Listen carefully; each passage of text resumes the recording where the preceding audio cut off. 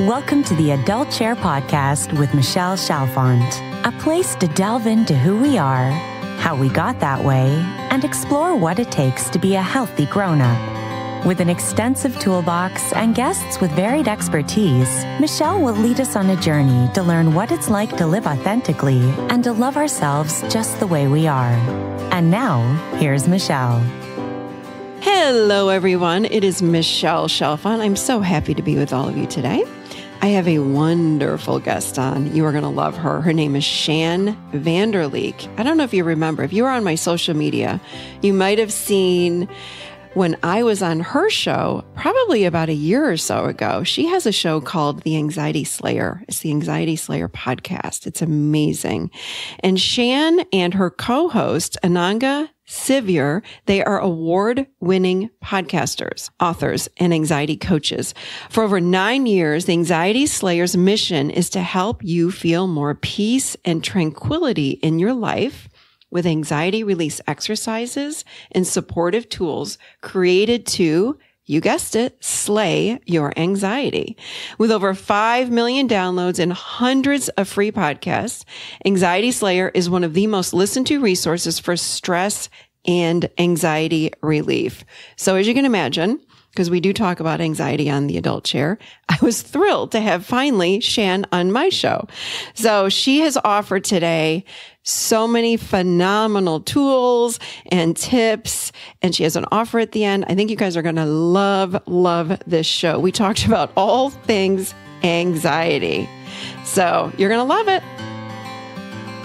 Welcome, Shann. I'm so happy to have you on the Adult Chair. This has been a long time in the making because I was on your show, maybe, was it last year? No, the beginning of this year. I don't even remember now. It's been a while. It's been a while. I won't just say it's been a while, but ever since I was on your show, I wanted you to be on my show. So I'm thrilled to finally have you on the Adult Chair. So thank you for being here. Oh, thank you for your invitation. It's a pleasure to be with you again. I remember the last time we talked, we could have gone on for hours and hours and hours. We had so much in common and so much to talk about. Yes, exactly. So we have, again, a lot to talk about today, and we're going to try to keep this short and not go on for hours and hours. But let's just start out with, I'd love to know a little bit about, maybe let's start out like what your story is. Tell us a little bit about the Anxiety Slayer. Okay. Sure. Anything that you want to share with us? Let's just jump right into it. Oh, sure. I'd love to. So my very good friend and business partner, Ananga Sivyer, and I came together 9 years ago with the idea that we wanted to create a course helping people who were suffering with stress and anxiety. And in the process of creating that, we thought, wow, maybe we ought to come together and do a podcast. She knew I'd had a background in professional voice work and had my own podcast at the time. She is a musician, an engineer, an incredibly beautiful musician. And we started talking about our shared interests, and we had all of these complementary, heart-centered, really wanting to help people suffering conversations. And we're like, oh my gosh, this is going to happen. And so at the time, I was a big Joss Whedon fan. I still am. And Joss is the creator of Buffy the Vampire Slayer and Angel and a number of other shows. So I'm a big geek on top of all this. And I said, I think I know the name of our podcast. It's Anxiety Slayer. And she was just immediately like, yes, that's it, without even truly knowing my whole backstory of why.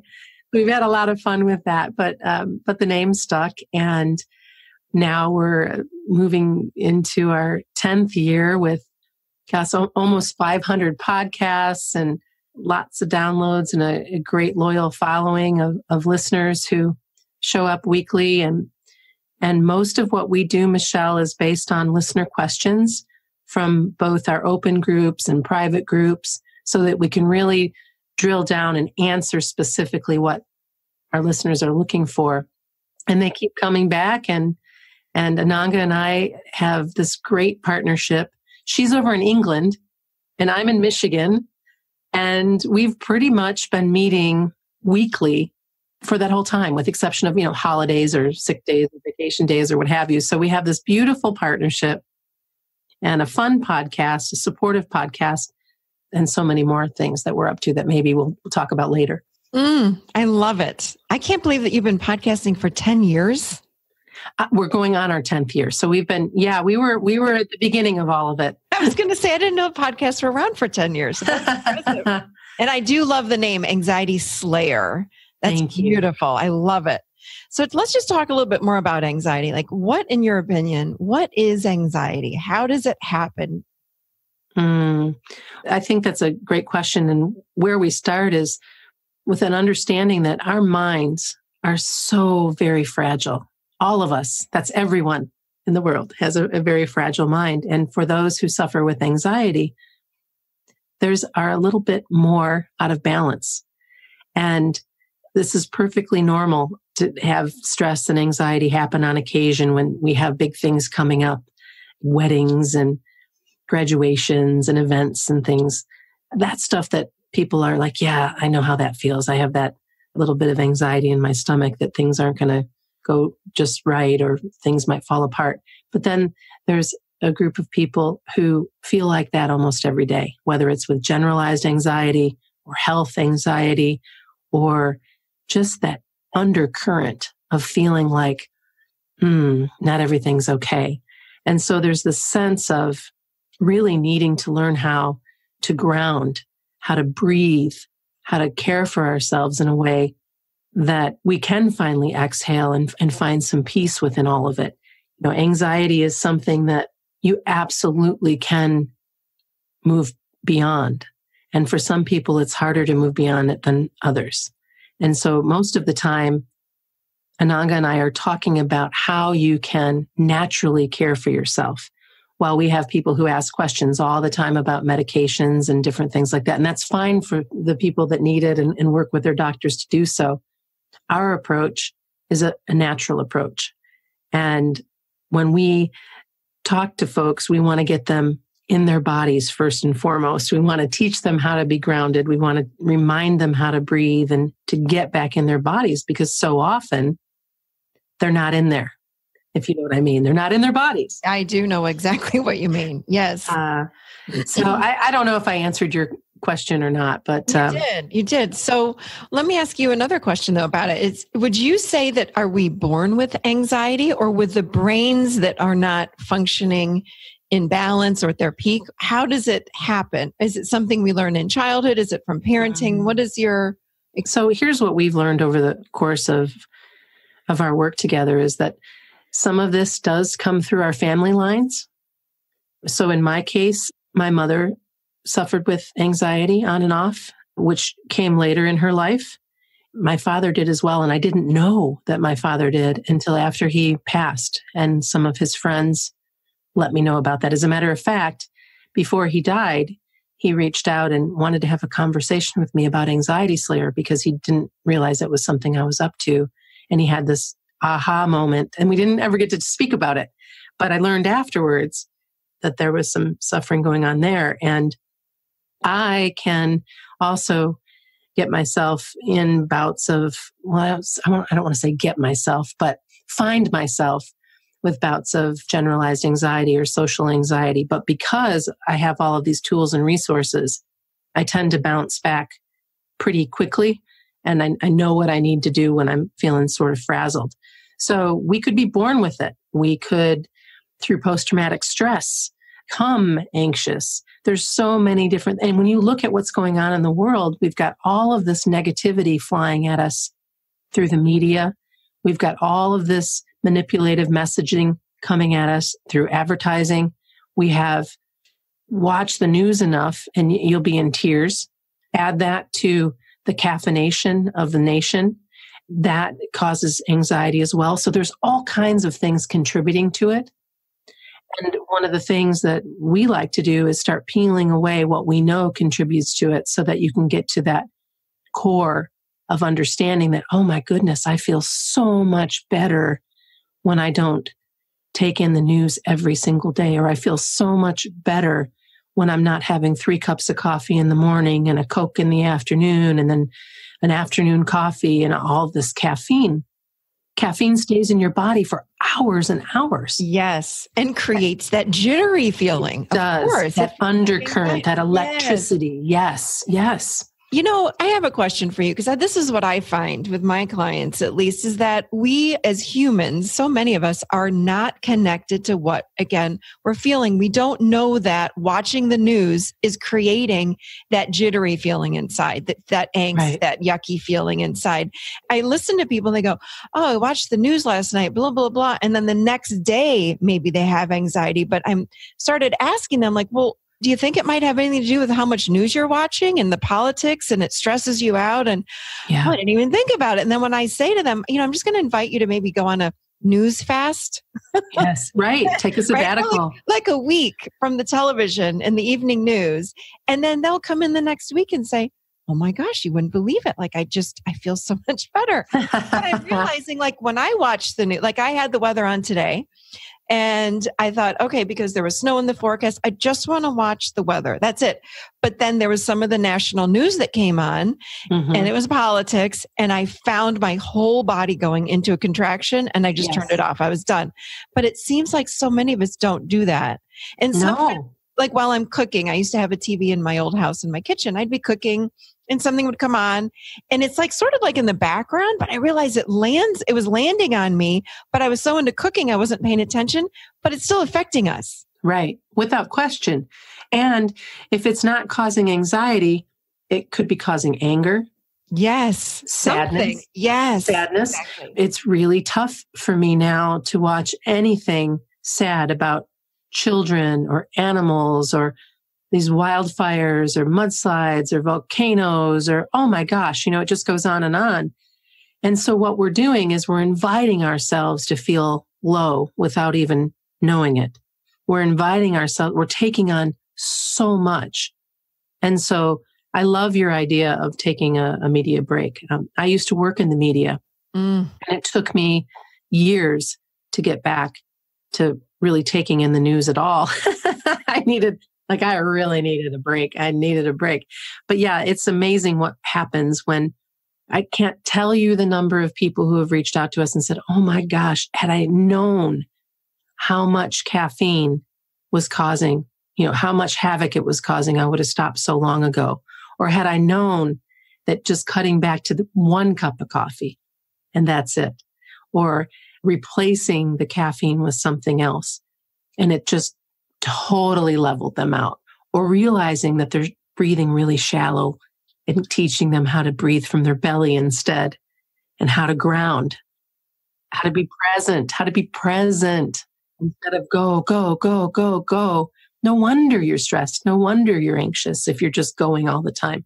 Yeah, it's getting back in the body. And I just realized, and they talk about the kids of today, they're not outside. They're not grounding like probably you and I were when we were little kids. Right. They're not outside. They're inundated because the number of kids with anxiety is mind blowing to me.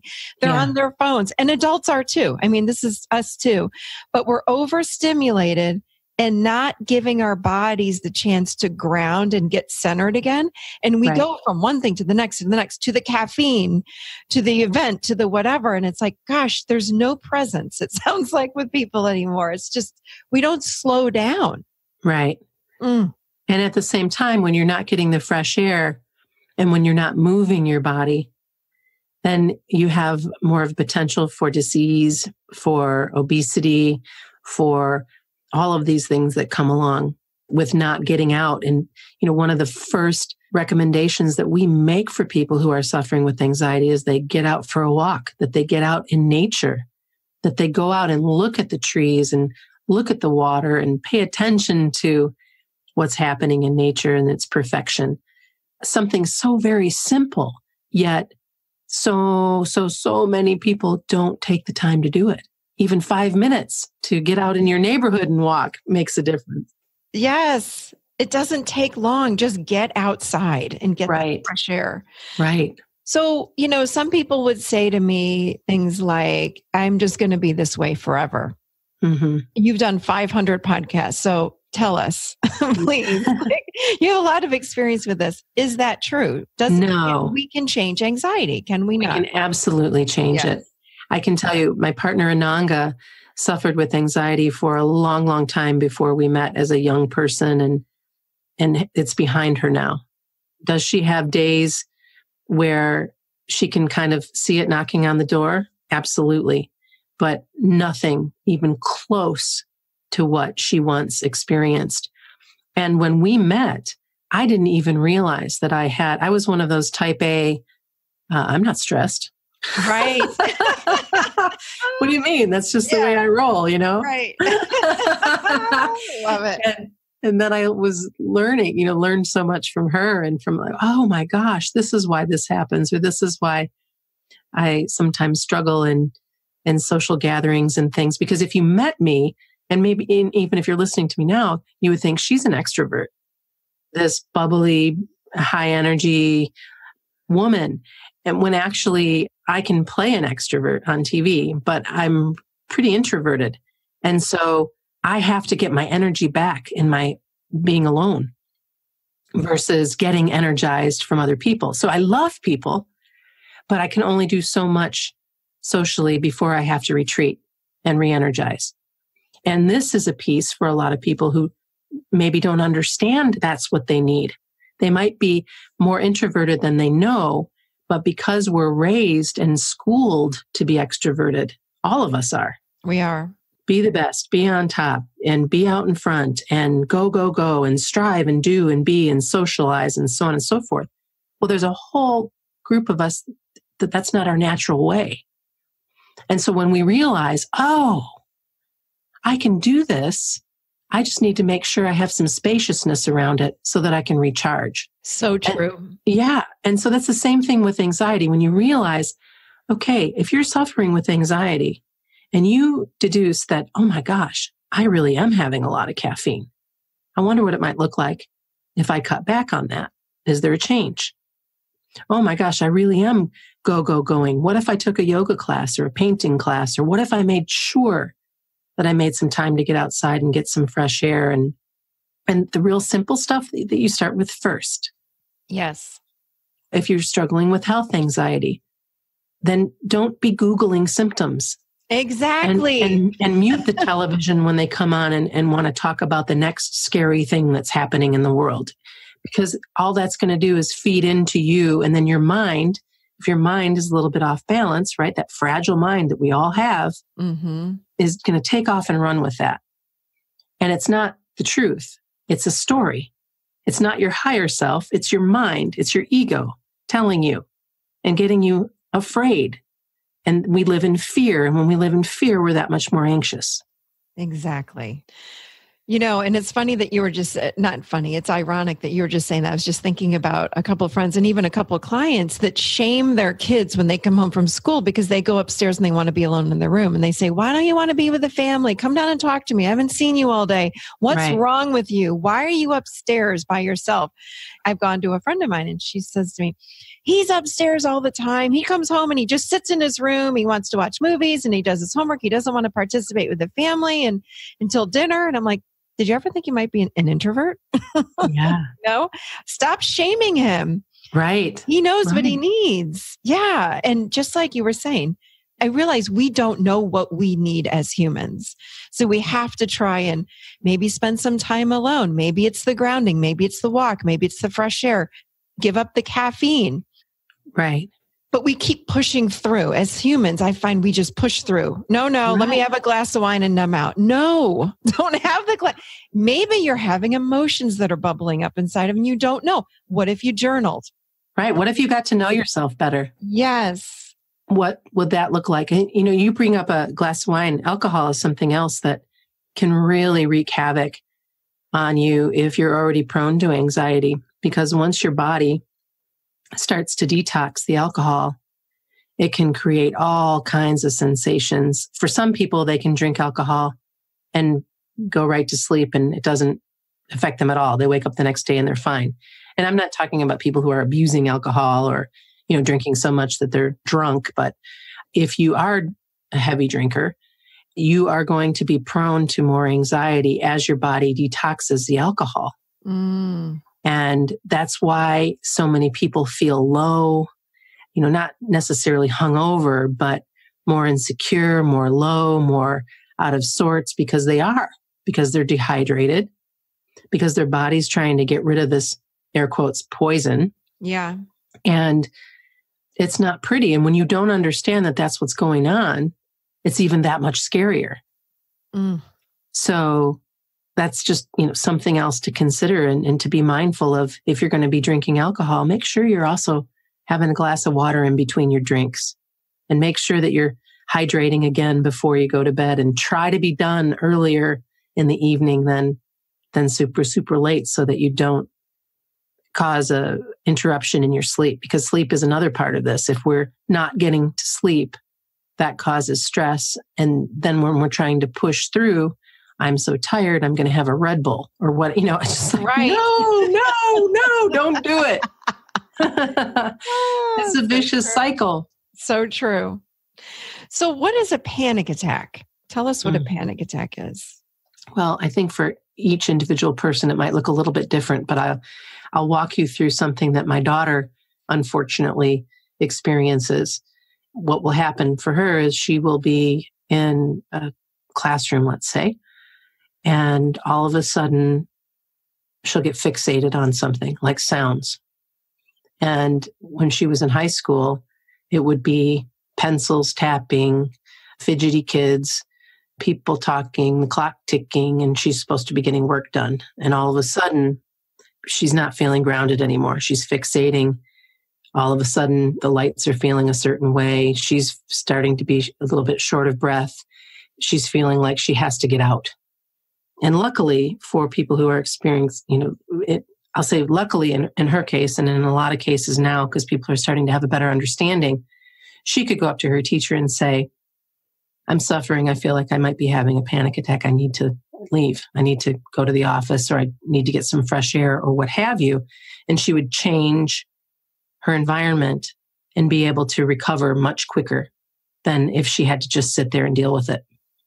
Some people just start to get just really hot, or feel like a hot flash, or sweaty, or uncomfortable. Things start to feel a little bit, I won't say spinning, but for some, I've definitely heard it described that way as well, where they're just so out of sorts and so out of their body. And that's why one of the things that we recommend when that's happening is to stop and look around and notice, something that you can hear, something that you can see, that your feet are on the floor, just getting your mind away from the fixation of, oh my God, I'm having a panic attack. Right now, I'm sitting here with you. I'm in my chair. My feet are on the floor. I'm looking outside the window. It's a beautiful morning. We're having a great conversation. All is well. Getting mindful of what's really happening in your environment, so you don't let your mind take off and take you so far away that you're feeling so afraid and so out of it. And that's the thing. When you're in a panic attack, if you don't know how to care for yourself, it's horrifying. It's not a good place to be. Right. And here's the question though. So do they come out of left field when people say they just, I don't even know what was happening, and all of a sudden, boom, there it is? Yes, absolutely. They can. Mm-hmm. So it is something that can happen randomly. But what I hear you saying is your daughter was, some part of her brain was kind of focusing in on, again, the kid tapping the pencil, the kid tapping his foot, the lights, the clock ticking. Right. But other people are driving down the road and they're singing a song, and all of a sudden it hits them out of left field. What's happening there? Is that just something that's happening in the brain, or how does that happen? Yeah, it's a really good question. And I don't know that I have a great answer for that, other than, I've had the experience where I'm on the road and I might start feeling a little bit dizzy. Mm-hmm. And the dizziness will lead to, oh my gosh, I shouldn't be driving a car if I'm feeling dizzy. And then what could happen if I'm feeling dizzy while I'm driving the car? And then the car could crash. And then, and then you create this story, right? Yes. And so it is certainly brain chemistry, but it's also could be post-traumatic. It could be based on lack of sleep. It could be based on caffeination. It could be there's so many things that it could be. Mm-hmm. So what we need to do is figure out how we can care for ourselves when we're in that situation. So for instance, driving down the road, if that's happening, you need to pull over and perhaps practice the long exhale, which is breathing in for a count of 4, holding the breath for a count of 2, and then releasing the breath in a long exhale over a count of 7. And doing that repeatedly until you calm your heart rate. The other point that we like to share a lot is called the calm point. And if you take your right thumb and press it in the palm of your left hand about in the center or wherever your middle finger touches the palm of your hand, you press firmly and you breathe deeply. And this is an acupressure point that will help calm you down. This is something I taught my daughter as well at school because you can do it anywhere. If you're out for a luncheon or ready to give a speech or in a classroom or whatever, you can do this and nobody knows that you're getting yourself calm. I love that. That's a great tool for people to have. The thumb in the middle of their palm. Is that what Yes. And just that. Press and breathe and breathe and breathe, press and breathe. The other thing, which is a little bit tougher to do in public, but certainly you could excuse yourself and go into the bathroom, would be tapping, EFT tapping, and really tapping through your sensations, tapping through how you feel. One of the reasons why I like tapping so much is it forces you to get in touch with what's going on and to name it. Yes. Versus to try and push through it and get beyond it. And, oh my gosh, why am I feeling this way? No. Now you can go back and you say, all right, even though I feel like my skin is crawling, I love and accept myself completely. Even though I feel like I'm going to die from the flu because everybody else is, or, whatever these things are that are coming up, and then tapping through those meridian points. That's helpful as well. Breathing for sure. Calm point for sure. Tapping. There's just so many things that you can do. I have when I drive now, I have a little disc that it's just this pretty decorative disc, and behind it is a piece of felt I can put essential oil on, and then it just slides right into the vent where the heat comes out or the air comes out. And so I put a couple of drops of lavender before I go for a car ride, and it smells good, helps you stay calm. If you use essential oils, there's a number of different essential oils that you can use for that. So the list of things that you can do for yourself is quite long. And I invite everyone to play with and practice and really look at it as a science experiment. What works for me? I'm going to try this and try that. So, and it would seem to me that when we practice things like all of the things that you and I had just talked about, the caffeine, like you said, the breath, the EFT, the point on the hand, when we practice this, when we're not in the middle of a panic attack, or when we're just doing it to decrease, let's say, our anxiety, that the panic attacks then will lessen. Yes. All right. Yeah, I've only had a couple of panic attacks. They were the first one I had, I didn't even know I really thought I was having a heart attack. And I said, sure, I think you need to call 911. This is about 7 or 8 years ago. I live now in Nashville, Tennessee, but the housing market was so insane. People were throwing offers in on houses, like 7 to 10 offers, well over asking price. So it was like almost impossible to get a house. Like it was crazy. So I was involved in that. We're trying to buy a house, and every house that we were putting an offer on, we kept losing the house. So I put this offer in on this house, and it was a very stressful time. We were renting a house. We're trying to buy a house. Again, it didn't happen immediately after I had put the offer in, but within a few hours, my brain was going, oh my God, we're not going to get the house. What if we don't get the house? Where are we going to go? My brain was doing one of those things. And then I went and I was making dinner, and then I started doing the spinning thing, like you're saying. And I went and I said, I'm kind of dizzy. I'm just going to go lay down for a minute. And I lay down in my bed. I was so wet with sweat. It looked like I'd gotten in the shower with my clothes on. Yeah. And then my heart was racing. I called my son and I said, I think you're going to have to call 911.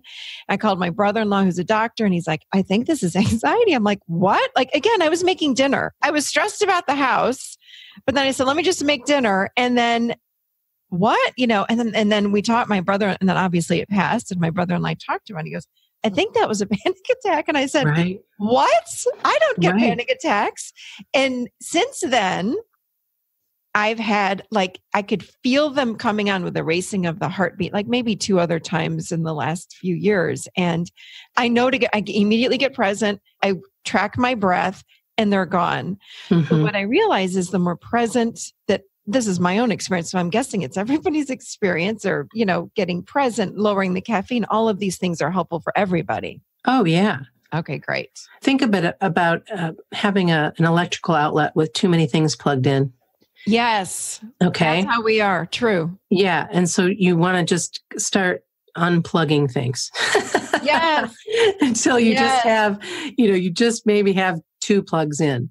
Yes. I love that. Yeah. And so because we just, as you and I both said within the last 15 minutes, you don't even know. It's just so, what? I'm having a panic. What? Where did that come from? And it's like, well, you put so much stress, so much pressure on yourself. And so we need to depressurize. We need to understand that we are so much more than this big fat to-do list and all of these things that must be done and all of these shoulds and all of these. No, we have to get back to really giving thanks for our bodies and for our health and for our lives and the understanding that, wait a minute, this might be too much. Right. It might be too much for me to have all of this going on. What can I release? What can I unplug? Shann, it seems to me that everything that you've given us is beautiful. I think they're great, great, great tools. But I'm guessing this, in my opinion, it seems like the most important thing that we have to incorporate into our daily living is mindfulness. Mm-hmm. We have to track, what am I feeling? What am I sensing in my body? Am I drinking too much caffeine? Am I outside enough? Am I? And it's like, we have to become mindful of what we are doing. What am I thinking? Right. Do I need EFT right now? Do I need to go and meditate? All of these things. I mean, would you agree with that? Mindfulness is just... Oh, yeah. Okay. Because without awareness, we can't make any changes. Exactly. So, it's one of the, in my former business, my tagline was awareness, action, transformation. Wow. And that really applies to what we're talking about here now too, doesn't it? Once we become aware of what's going on, then we can research what we need to do to take action, to make a difference. And then once we've done that, we can transform our lives. And so this all applies to anxiety, to anything. We can't really do a damn thing if we don't have an awareness of it. Right. Okay. Hey, I've got a couple of questions people from the closed group have written in. If you wouldn't mind answering these. I'd love to. I'm just going to go ahead and read them. All right. This girl says, I try to tell myself that 99% of what we worry about doesn't come to pass, but still my mind goes there. Realized fear and anxiety is a response to my unsafe childhood. I'll be eagerly interested to hear your response to this podcast.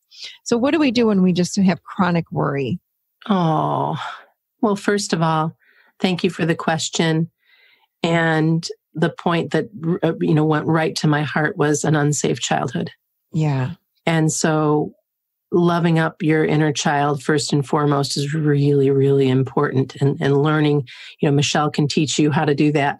And I'm sure if you've been listening in, you know that she's an expert here with this inner child healing and work, is to make that one in you know that she is safe now, that you will do everything you possibly can to keep her that way and that you are safe. There's a Bach flower remedy that I would recommend. You may have heard of Rescue Remedy, made by Bach Flower Remedies, but they also make they have a lot of different remedies, but there's one that's called white chestnut. And white chestnut is for these recurring loops that we get in our head, this recurring worry. This is something that I turned my mom onto a while ago. As she ages, she gets a little bit more worried about things. Mm-hmm. And it's just 4 drops of this white chestnut, and you can do it before bed. It doesn't have to be before bed. Or you can get some Rescue Remedy by Bach Flower Remedies, and it really is another helpful homeopathic way to calm those thoughts. The other piece is, while knowing that 99% of the stuff doesn't come to pass and what you know logically, that's beautiful, but we need to bring it down into the heart and how we feel.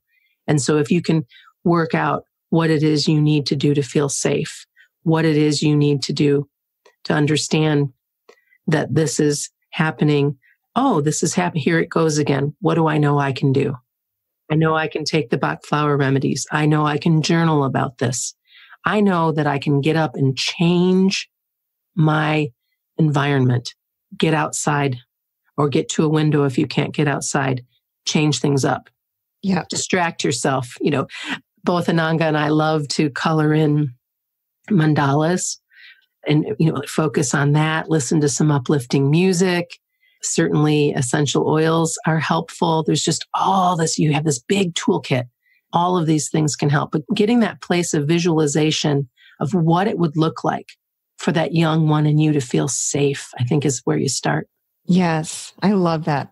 How can you feel safe? Okay, I've got another one for you.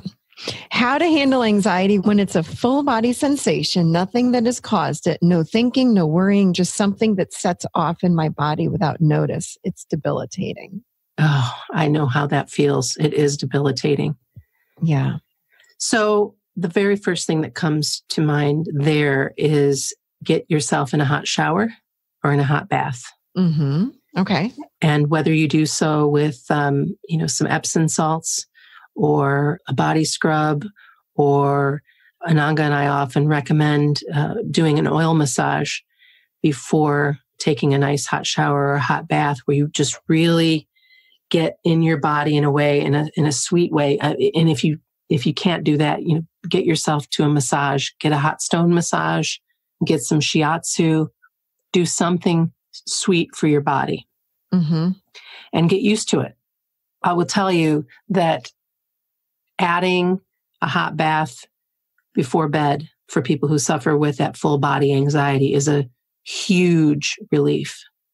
And getting more magnesium in your diet is incredibly important. Yes. So many of us are depleted with anxiety. Yes. With magnesium. Yes. Right. And the thing is, so if you have a drink like Natural Calm, for instance, which is a magnesium drink, and you tend to be kind of high strung, you tend to have whole body anxiety or really any kind, it's going to just take the edge off.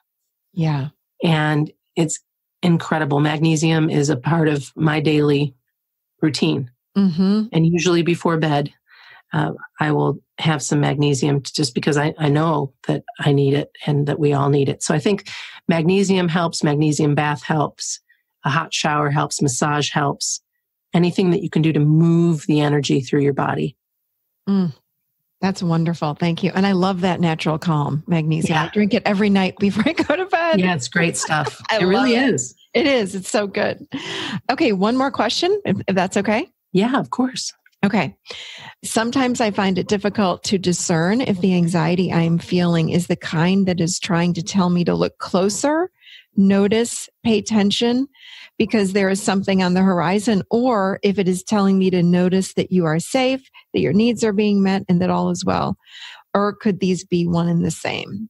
That's a great question. Isn't that a good one? Yeah. Yeah. I think that one of the things that helps you discern if this is real or something created by your mind is to notice it and say, if this is still going on in a couple of days, I'm going to do something about it.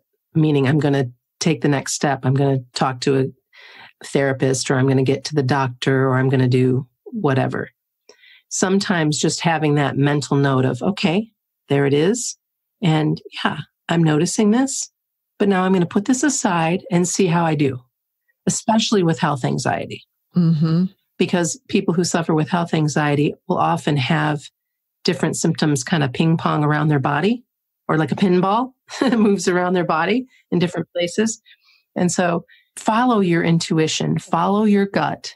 But if you find that you're starting to really spin, again, all of the other things that we've brought up today are where you want to practice, but also noticing it and setting it aside and then coming back to it. Chances are it's not going to be there in 2 or 3 days.